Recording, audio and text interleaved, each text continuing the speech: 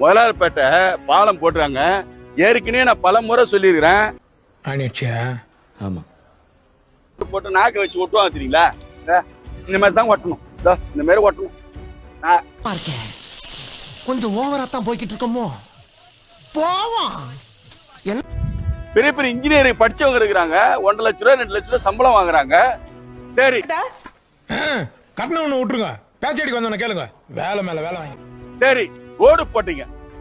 தண்ணி போறது வழி இருக்குதா? தண்ணி போறது வழி இருக்குதா?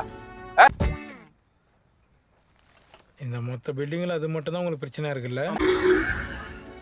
இது இன்னும் கொஞ்ச நேரத்துல அப்படியே பக்க பேத்து. என்ன தைரியத்துல ஒரே வீட்டுல இவ்வளவு பேர் கும்பலா உட்காந்துக்கிறீங்க?